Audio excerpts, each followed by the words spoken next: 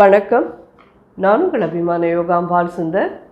Deepavali sweets and snacks வரிசையில் இன்றைக்கி என்ன பார்க்க போகிறோம் அப்படின்னு சொல்லி பார்த்தீங்கன்னா, போன்விட்டா எல்லாருக்கும் கிடைக்கக்கூடிய ஈஸியான ஒரு இது தான். போன்விட்டாவை வச்சு ஒரு பர்ஃபி. முன்னாடி நம்ம சாக்லேட் கேக் பண்ணியிருக்கோம். அது வந்து ட்ரிங்கிங் சாக்லேட்டை வச்சு பால் பவுடர் யூஸ் பண்ணிலாம் பண்ணியிருக்கோம். இது பால் பவுடர்லாம் கிடையாது, மைதாவை வச்சு பண்ண போகிறோம். போன்விட்டா, மைதா, நெய் இவ்வளோதான் அதுக்கு தேவையானது. நட்ஸ் எல்லாம் உங்கள் சௌகரியம், வேணும்னா நீங்கள் போட்டுக்கோங்க, வேண்டான்னா நீங்கள் அப்படியே விட்டுருங்க.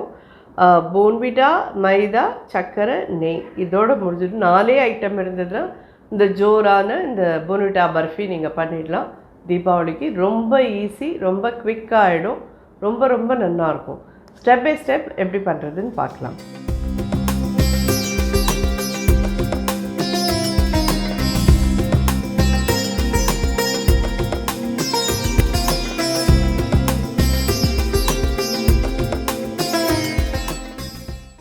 ஸோ இது என்னன்னு கேட்டேன்னா, 1 கப் மைதா, இது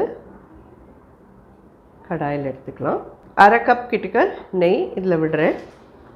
நெய் நல்லா மெல்ட் ஆகி இது நல்லா வறுபடணும், வாசனை வர வறுபடணும். இது இந்த கப்பால் 1 கப்பு மாவு போட்டுட்டேன். இதால் ஒரு 1/2 கப் தான், உங்களுக்கு இங்கேயே அடையாளம் தெரியும், நெய் விட்டுருக்கேன். இது பாருங்கள் மெல்ட் ஆகி நல்லா இதாக இருக்குது. இந்த ஸ்டேஜில் இதால் 1/4 கப்பு போன்விட்டா எடுத்து வச்சுருக்கேன். இந்த போன்விட்டாவை ஒரு 1/4 கப் கிட்ட தண்ணி விட்டு கரைச்சிக்கலாம். சூடான வெந்நீர் விட்டுருக்கோம்.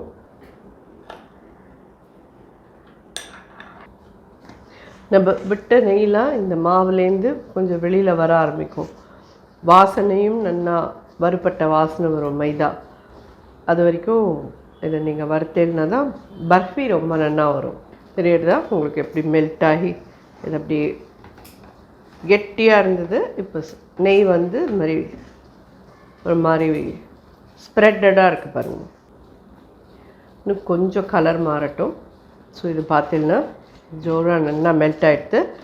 இப்போ நம்ம சர்க்கரை பாகு மட்டும் தனியாக வச்சு இதில் விட்டுக்கலாம். ஸோ எந்த கப்பால் மைதா எடுத்தேலோ அந்த கப்பாலேயே ஒரு 1 கப் கிட்டக்க சுகர் எடுத்துட்டுருக்கோம். இது அதோட பெரிய கப்பு, அதனால தான் இதில் கொஞ்சம் கம்மியாக எடுத்துட்டேன். மைதா எடுத்துட்ட கப்பாலேயே 1 கப் கிட்ட சுகர் எடுத்துட்டுருக்கோம். ஒரு 1/2 கப் கிட்ட தண்ணி விட்டுருக்கேன். நான் வெந்நீர் விட்டுருக்கேன். ஸோ நீங்கள் அதுக்குன்னு வெந்நீர் விடணும்னு அவசியம் இல்லை, ஜஸ்ட் நார்மல் வாட்டர் விட்டுனா கூட போகிறோம். இது நல்ல ஒரு கொதித்து 1 ஸ்ட்ரிங் வரணும்.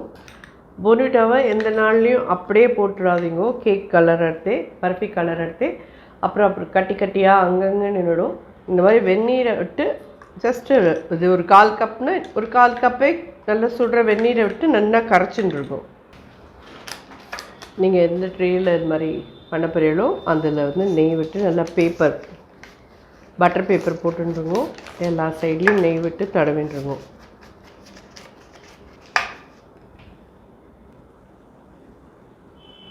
அதெல்லாம் 1 ஸ்ட்ரிங் தெரியுறதா உங்களுக்கு?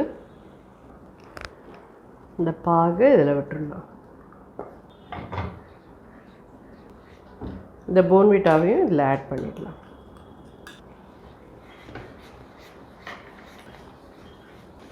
மீடியம் ஹையில் அடுப்பு வச்சுக்கோங்க. ரொம்ப பெருசாகவும் வேண்டாம், ரொம்ப சின்னதாகவும் வேண்டாம். மீடியம் ஹையில் வச்சுட்டு கலந்துங்க. குழந்தைகளுக்கெல்லாம் இந்த மாதிரியான ஸ்வீட்ஸ்லாம் தானே பிடிக்கிறது இல்லையா? அடுப்பு பார்த்தீங்கன்னா ரொம்ப சின்னதாக தான் வச்சுன்னு கிளறிட்டு இருக்கேன். பார்த்தீங்கன்னா மைசூர் பாக் மாதிரி அப்படியே இதுவாகிண்டு வருது பாருங்க. இன்னும் கொஞ்சம் ஒட்டாமல் சுருண்டு வர லெவலுக்கு வரட்டும். இன்னும் ஒரு ஃபியூ மினிட்ஸ் தான் ரெடி ஆகிடும். ஒரு 4-5 முந்திரி பருப்பு போடுறேன், பாதாம் ஒரு 4-5, பிஸ்தா கொஞ்சம். இதெல்லாம் ஆப்ஷனல், உங்கள்கிட்ட என்ன இருக்கோ அதை போட்டு நீங்கள் பண்ணிக்கலாம். இதை கலரிடுறேன். அப்புறம் மேலேயும் கொஞ்சம் ட்ரெஸ்ஸிங்க்கு போட்டோன்னா நல்லாயிருக்கும் அது. ஸோ இது ரெடி ஆகிடுது. இப்படி மடக்கி விட்டேன்னா அழகாக மடங்கும். அதுதான் அதுக்கான பதம். ஒட்டாமல் சுருண்டுண்டு வருது பாருங்க. ட்ரே ரெடியாக வச்சுட்டு இதை கொட்டிடலாம். அதில் அடுப்பை அணைச்சிட்டேன்.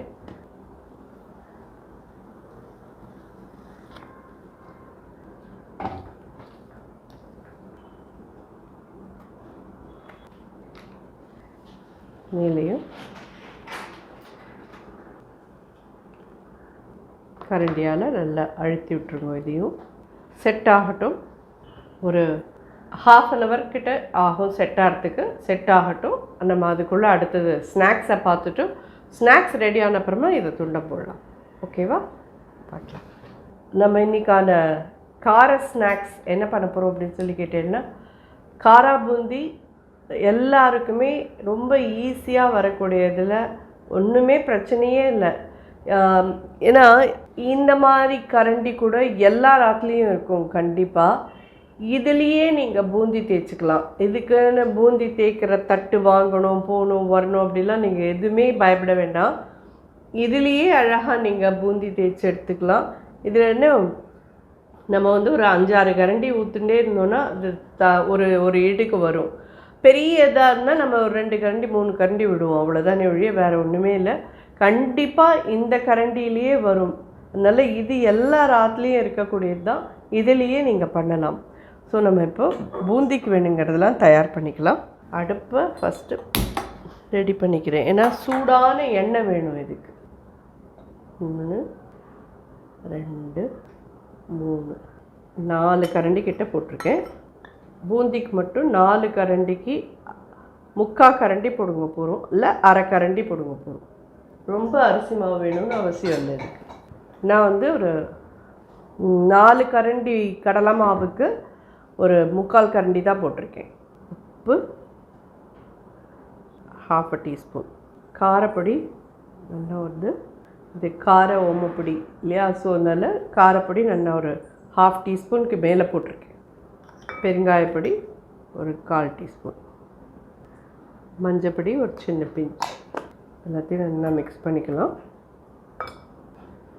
இதில் இப்போது தண்ணி விட்டு நல்லா மிக்ஸ் பண்ணிக்கலாம். தண்ணி எவ்வளோ தேவையாக இருக்குன்னா நீங்கள் மெதுவாக விட்டு கலந்துக்கோங்க. இந்த கரண்டியால் 3 கரண்டி கிட்ட எடுத்தோம். 1 2 3 4 5 கரண்டி விட்டுருக்கேன். ஏன்னா 4 கரண்டி மாவு எடுத்தோம் நம்ம.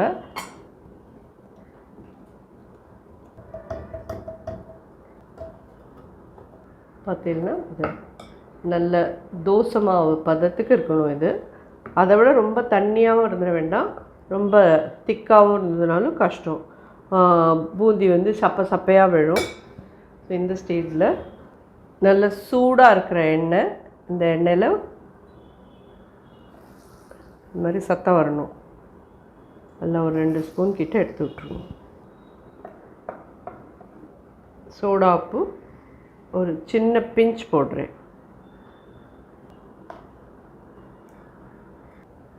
இந்த மாதிரி பூந்தி தட்டில் எல்லாமே எண்ணெயை தேய்ச்சிக்கோங்க.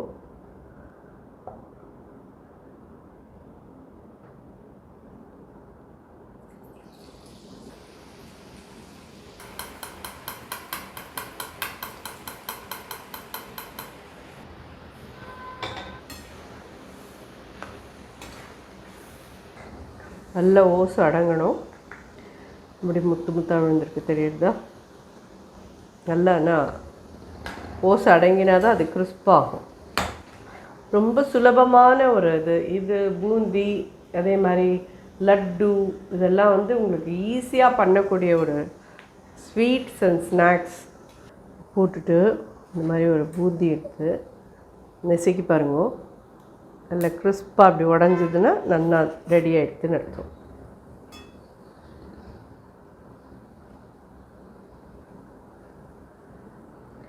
நல்லா ஓசையெல்லாமும் அடங்கிடுத்து.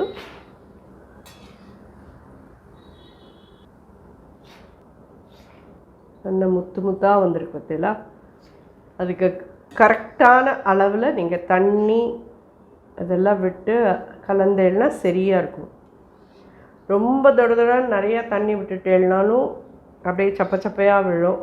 ரொம்ப திக்காக இருந்தது அப்படின்னா முத்தாகவே வராது. அது திருப்பி அடுப்பை பெருசு பண்ணிக்கோங்க. எவ்ரி டைம் இந்த மாதிரி அடியில் நல்லா ஈரத்துணி இல்லை ஈரக்கை வச்சு தொடச்சிருங்க.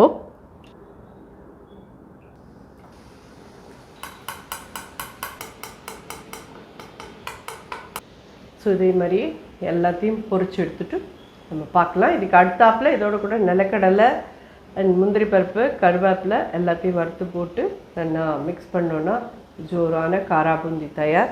ரொம்ப ஈஸியான இது, கண்டிப்பாக எல்லாராலையுமே பண்ண முடியும். பண்ணிவிட்டு எப்படி வந்தது உங்களுக்கு அப்படின்னு சொல்லுங்க. தண்ணி அளவெல்லாம் மட்டும் சரியாக வச்சுக்கோங்க, அவ்வளோதான். அதே மாதிரி பொரிக்கிறச்சு எண்ணெய் நல்ல பத்த இருக்கட்டும். சுட இருந்தால் தான் பூந்தி நல்லா ரவுண்டாக உப்பி வரும் உங்களுக்கு. ஸோ ஃபுல்லாக பொரிச்சு எடுத்துகிட்டு பார்க்கலாம். ஸோ பார்த்தீங்கன்னா இவ்வளோ பூந்தி பொரிச்சிருக்கோம் நம்ம. ஸோ இதில்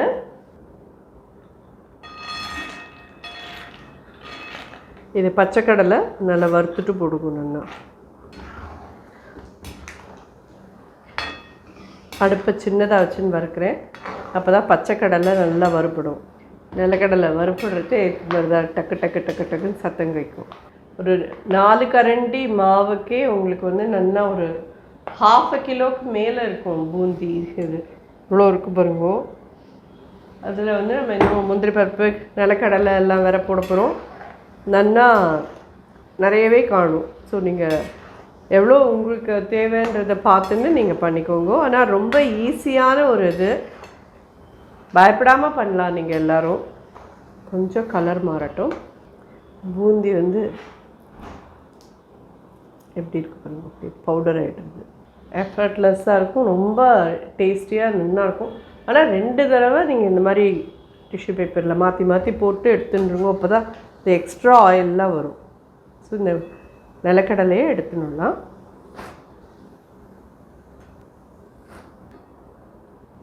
இதே மாதிரி ஒரு 100 கிராம்ஸ் முந்திரி பருப்பு அதையும் இதில் போட்டு எடுத்துக்கிறேன்.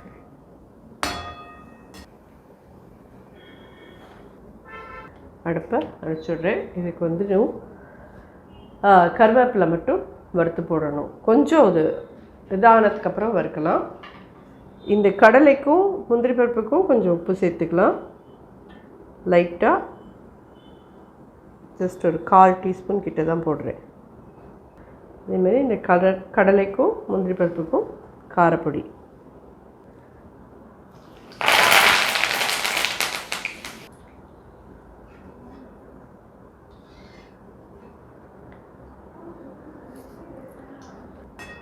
இதெல்லாம் ரெடி. இப்போது பூந்தியோடு இதை ஆட் பண்ணிடலாம். ஸோ இதெல்லாம் நல்லா மிக்ஸ் பண்ணிடலாம்.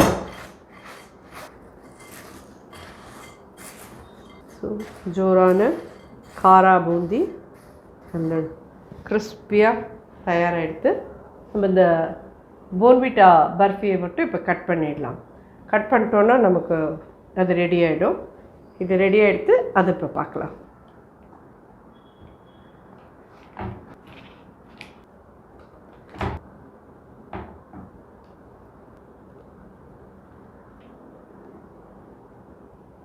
ஜோராக தயாராகிடுது பர்ஃபி. இன்னும் கொஞ்சம் நல்லா செட் ஆகணும். இன்னும் ஒரு 1 hour 2 hour வச்சேன்னா ஜோராக செட் ஆகிடும். செட் ஆனதுக்கப்புறமா நீங்கள் குழந்தைகளுக்கெல்லாம் பரிமாறினீங்கன்னா ரொம்ப நல்லாயிருக்கும். ஸோ ஜோரான போன்விட்டா பர்ஃபி தயார். ஸோ இன்றைக்கி பார்த்த இந்த போன்விட்டா பர்ஃபியும் இது காரா பூந்தியும் நீங்கள் எல்லோரும் நிச்சயமாக ட்ரை பண்ணுவேன்னு நினைக்கிறேன். நிச்சயமாக ட்ரை பண்ணி பார்த்துட்டு குழந்தைகளுக்கெல்லாம் கொடுத்துட்டு சாப்பிட்டு பார்த்துட்டு எப்படி இருக்குன்னு சொல்லி எனக்கு கமெண்ட்டில் ஃபீட்பேக் பண்ணுங்கள்.